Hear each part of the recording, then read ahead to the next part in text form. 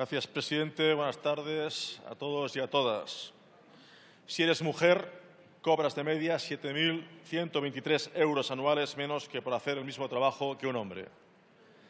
Y delante de esta realidad, ¿qué hacemos? Pues una moción. Yo creo que es esos días que la gente que nos esté viendo sentirá vergüenza de que simplemente hagamos una simple moción delante de esta realidad. Pues sí, aquí estamos, una vez más, por enésima vez, exigiendo en pleno siglo XXI la histórica reivindicación del movimiento obrero resumida en la consigna de igual trabajo, igual salario. Consigna tan elemental que hoy es asumida por la práctica totalidad de las sociedades democráticas, aunque como pasa con tantas otras cosas, no siempre somos coherentes con lo que predicamos ni con los valores que decidimos defender.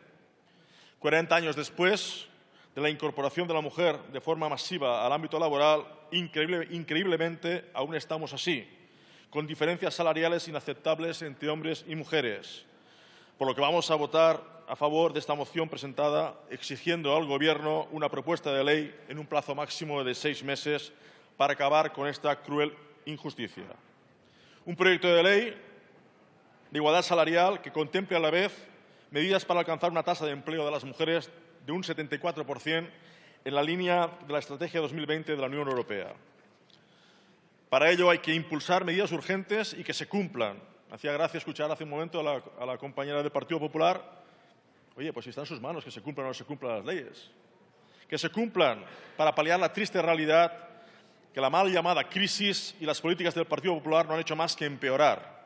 En los últimos años no solo no se ha reducido la brecha salarial, sino que ha aumentado.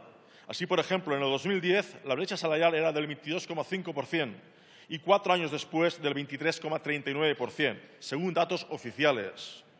No es aceptable que más de 1,5 millones de mujeres cobren menos de 645,30 euros al mes brutos y que el 61% que cobra menos del salario mínimo interprofesional haya más de 200.000 mujeres más que en el 2010.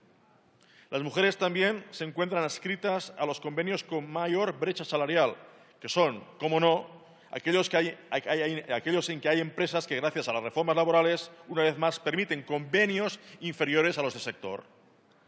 Y tampoco es cuestión de formación, ni mucho menos, pues el salario medio de las mujeres es más de un 20% inferior al de los hombres en todos los niveles educativos. Y si además de mujer eres mayor de 55 años, la brecha salarial se dispara al 27%, menos de salario que un hombre por hacer lo mismo. La diferencia llega en estos casos a los 8.100 euros menos al año que en un hombre. Pero esa desigualdad, además, continuará hasta el día de la muerte de las mujeres, pues las pensiones, lógicamente, también serán inferiores a las de los hombres. En resumen, y no quiero alargarme más porque me parece que hablar de esto en el siglo XXI es una auténtica vergüenza para esta Cámara.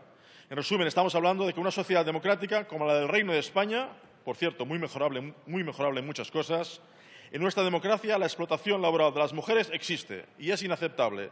Por esto instamos al Gobierno a implementar medidas urgentes en formas eficaces y, sobre todo, que se cumpla la ley, por favor. Y nada más. Que se cumpla la ley, por favor, y nada más. Es bastante sencillo. Y quien la hace la paga. ¿Cómo podemos permitir esta explotación y esta esclavitud hoy en el siglo XXI? Me parece inaceptable y una vergüenza que hoy estemos debatiendo esto aquí. Muchas gracias. Muchas gracias, señor Salvador.